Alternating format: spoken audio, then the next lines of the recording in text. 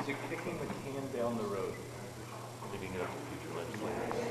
No, I think this is making a decision because it clearly cannot be used for that as a Schedule 1. I guess what I left the door open for is I've been around here long enough to know that different legislative bodies are made up of different legislators, or there may be more information come forward that could change people's positions or the state's position in the future. Right. But no, I think this clearly makes a decision. Yeah. And Thank you. You are aware that there's a medical marijuana program. There's federal patients living in the state of Ohio for 20 years. Yeah. So They the receive marijuana on the state has never 17th taken of any March. action to stop that program. Doesn't that mean states can go that medical marijuana program here in the state of Ohio? I mean, doesn't it? For 20 years. It's still illegal. Well, So it's whether not they illegal for those people, though. turn the blind eye or not.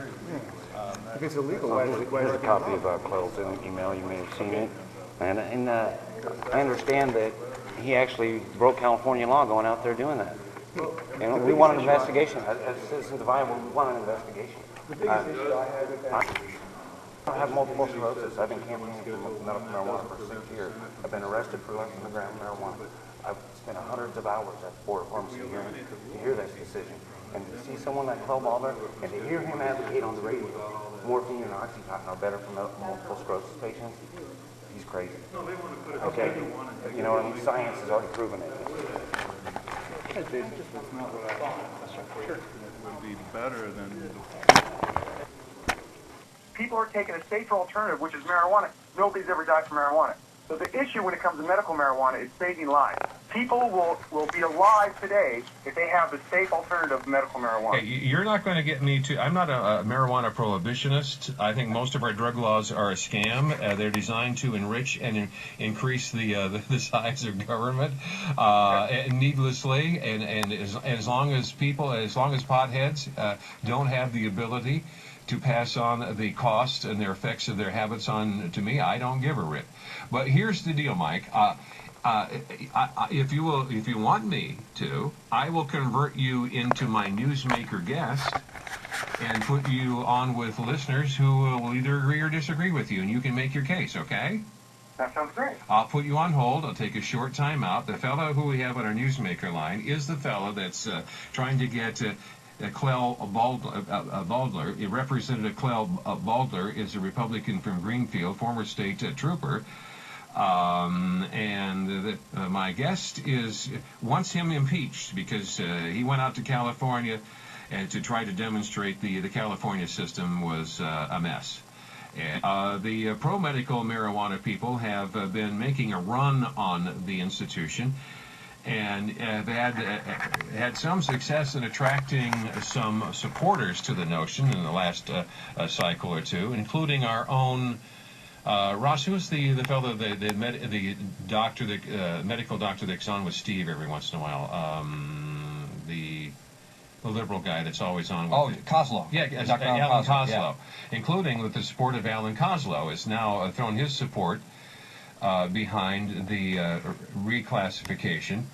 Well, several months ago, the Representative Clell Baudler, who is a state representative, who is also the chairman of the Public Safety Committee, said, hey, before we do this, I just want to demonstrate that other states who have done this have had a mixed response, and he decided, I'm going to plan to go out in California and I'm going to lie about having hemorrhoids so I can get medical marijuana for hemorrhoids and then get blown up my rear end.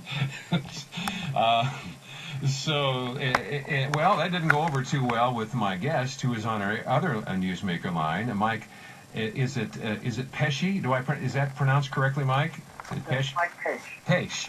Who has been a long-term advocate of the use of medical marijuana, says he didn't take kindly to Baudler's approach to this, and hey, he committed a crime when he went out there. He lied to the doc, and that means that that's a conspiracy, and that's a breach of ethics, and this guy should be impeached, and that violates, that's an ethical complaint.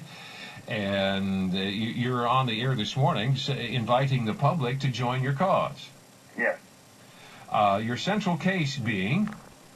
Well, my central case being is, when it talks about this, is that sat in the State House as a representative and conspired to commit this crime. And he made no secret of it. And then he actually went and committed the crime. So once again, I don't think we should have lawmakers sit in the State House conspiring to commit crime.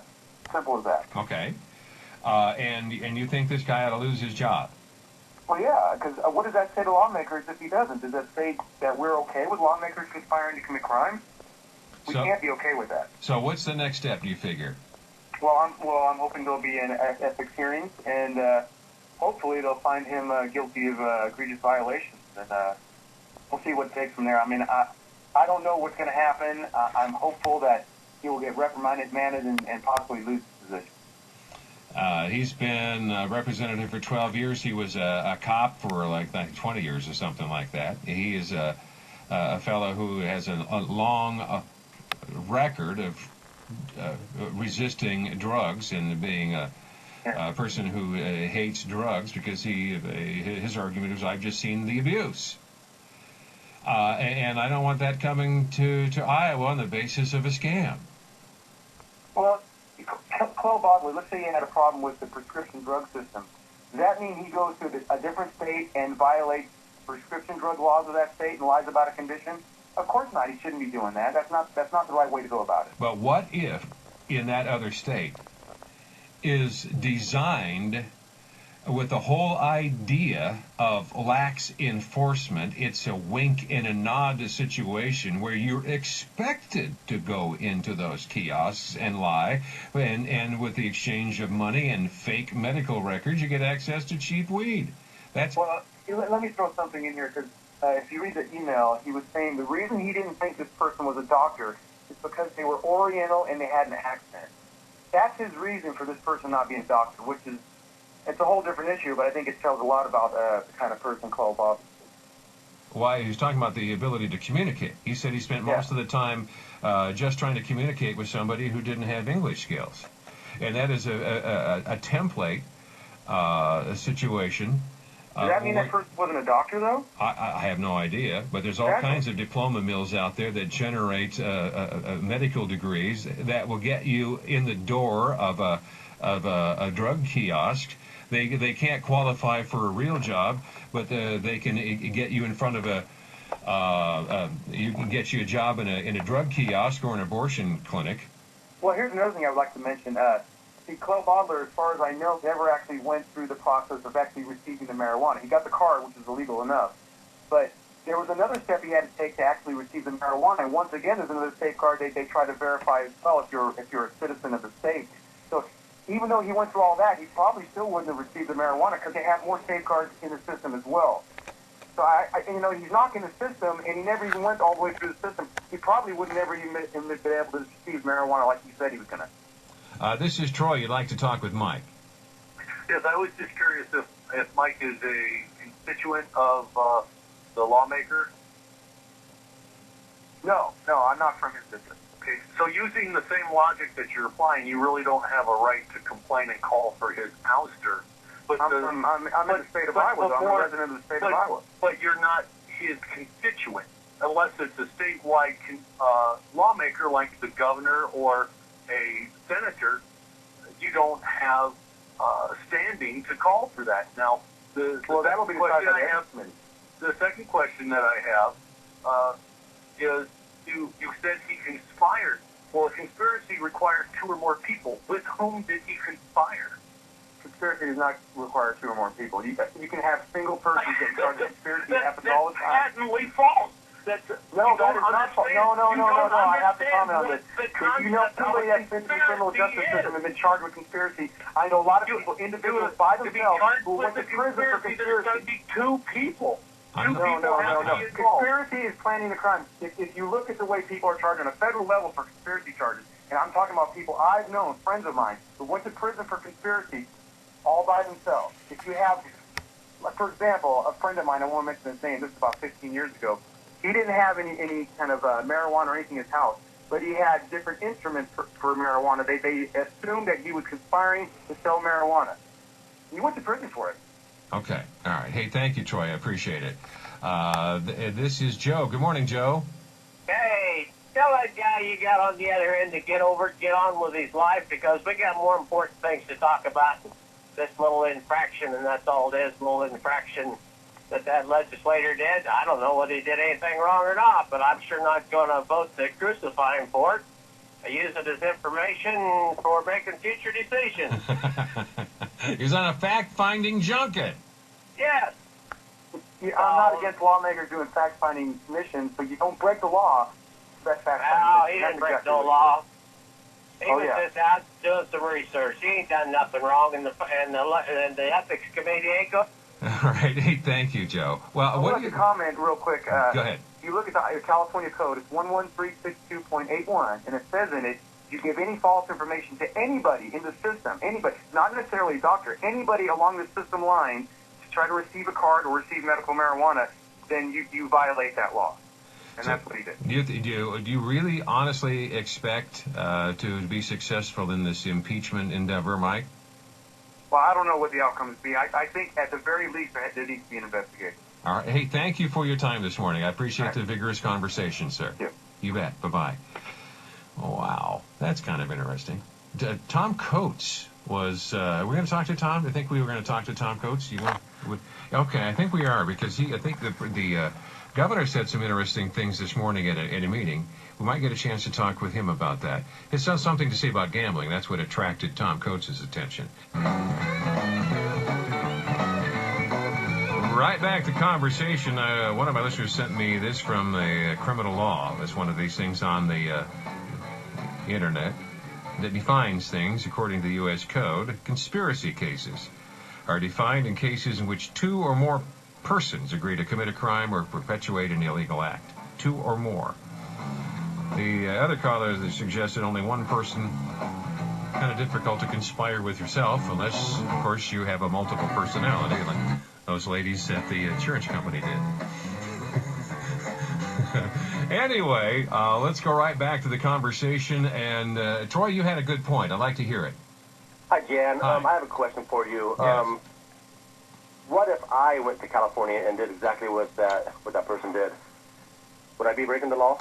Well, if you brought back the marijuana with you, yeah, you'd be in deep shinola. You're trafficking across state lines, and you're buying an illegal substance here in the state of Iowa. In order to get it there, you would have had to have, well, assuming you were symptom-free and didn't actually have a disease, you could demonstrate. Wait a minute. This is just what? This is a malicious misinterpretation of the question and the facts, and you know this. What? Troy's not asking what happens if I go to California and I bring weed back. Exactly. That's not what he's asking. He's asking what happens if I go out and I do exactly what Baudler did.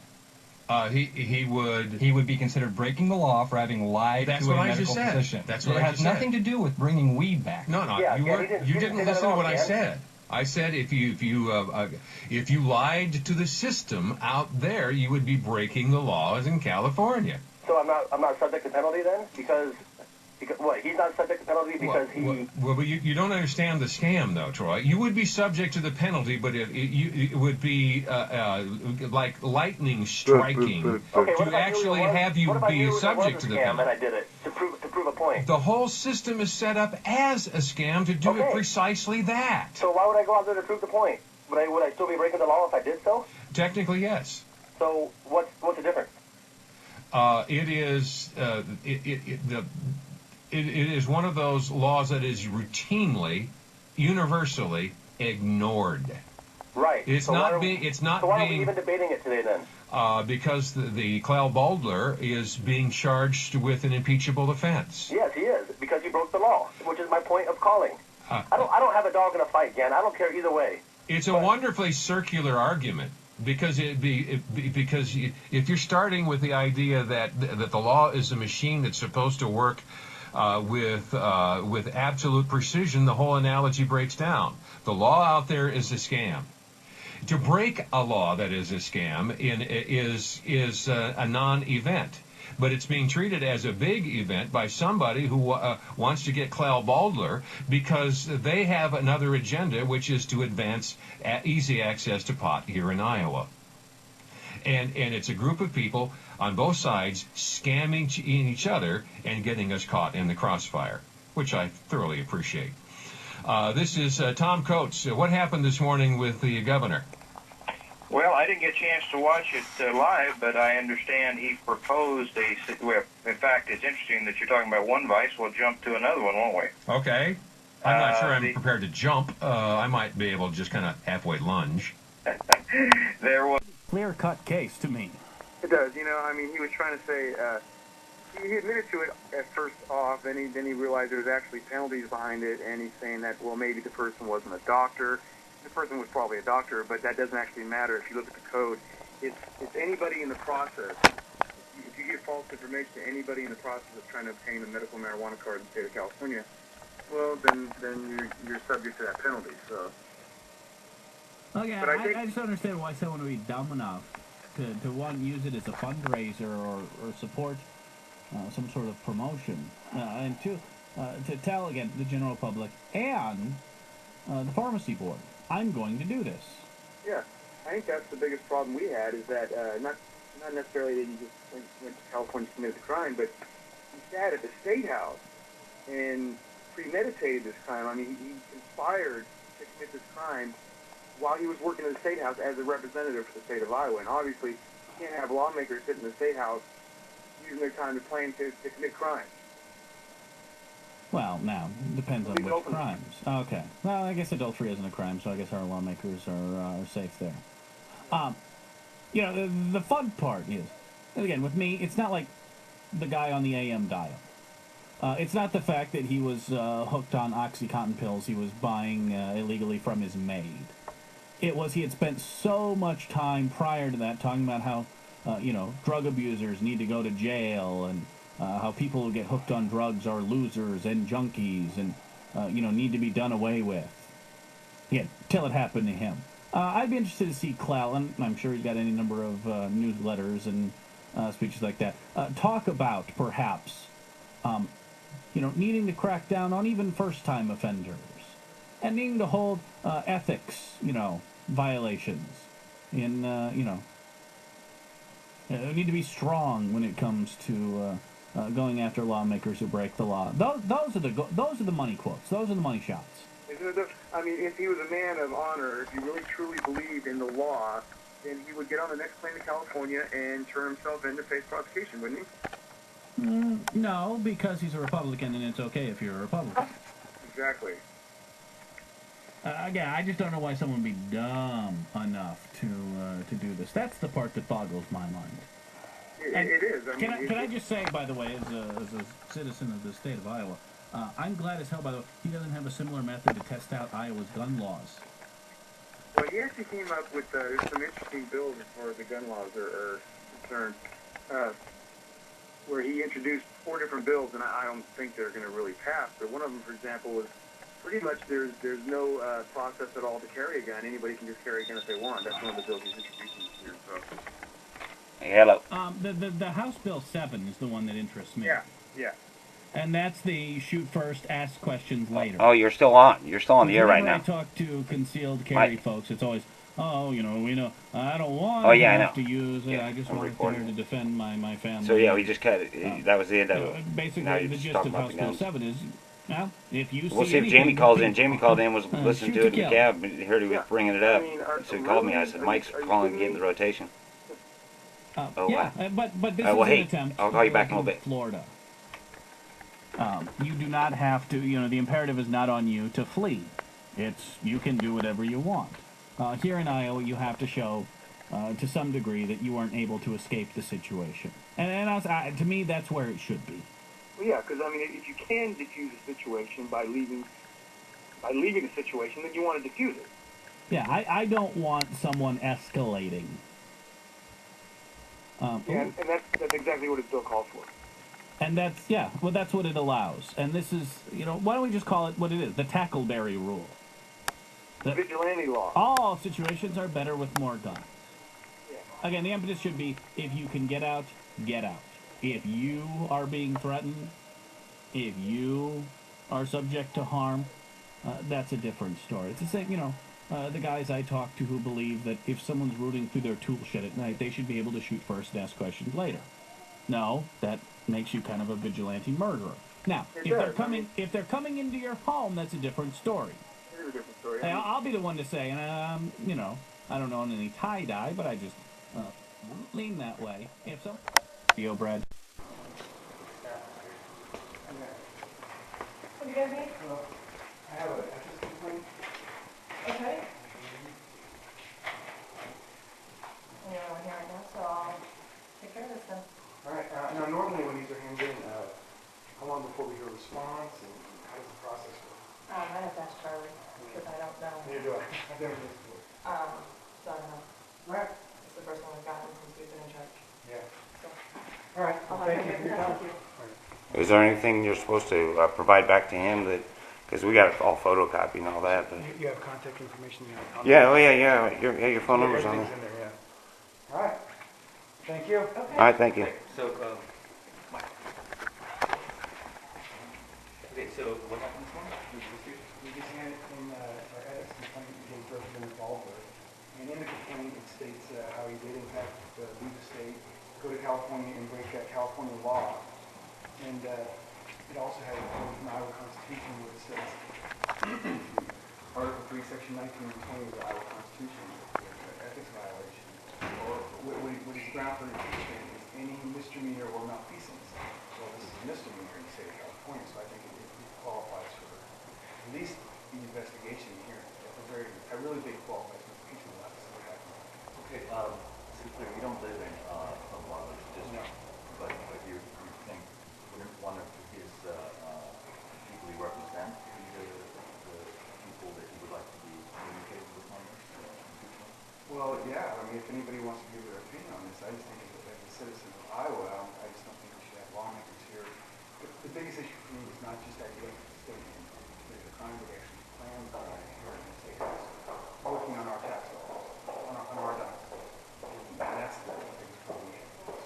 You met with Representative Baudler since this election, or was he just kind of in the office? It's been a little standoffish. We hope to have a meeting with him soon. If we do, we'll definitely let everybody meet. Okay, so what are you hoping happens as a result of all this? Well, this complaint is specifically against the violation of property. So from this point right now, we just want to go to the next step to where they'll actually be heard. I'll set this committee or? Yes.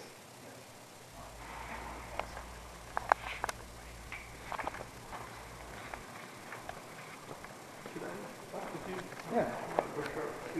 How you doing?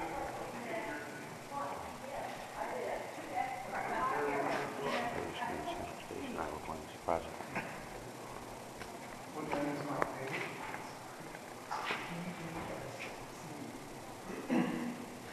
This will be the Green Central Station. And I will come to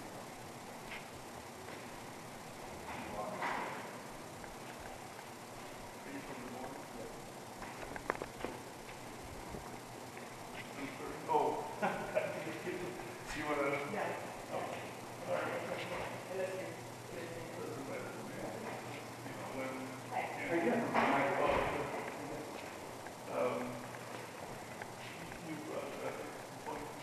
Yeah, it was, we followed against Representative Baudler over his actions that he took when he was on May 21st of last year, went to the state of California and committed a couple of crimes. And obviously, not only did he commit the crimes, but that he planned these crimes openly. It was no secret. He sat here in the State House as a representative and planned these crimes. So I think that's definitely a violation of justice. I think it's ground for impeachment. I mean, if you read the Iowa Constitution, Article 3, Section 19 and 20, grounds for impeachment on any misdemeanor or malfeasance. This is a misdemeanor. Where he gave false information to obtain medical marijuana card in the state of California. And he admits it. Did you guys see the email? No. I got a copy of it right here. I'll leave it to you. See, what brought this to our attention is we came across an email that Bob sent out in October stating that he actually did go to the state of California. And he says right in the email, he gave false information on Obright's condition, and he gave false information that he did not have medical insurance, and false information that he was a member or a citizen of the state of California. Each one of those is a violation of the law. So, I mean, the bottom line is we can't have representatives any longer here in the state house planning crimes while we're looking for us as citizens. That's what. Oh, I think it is. It's a good point.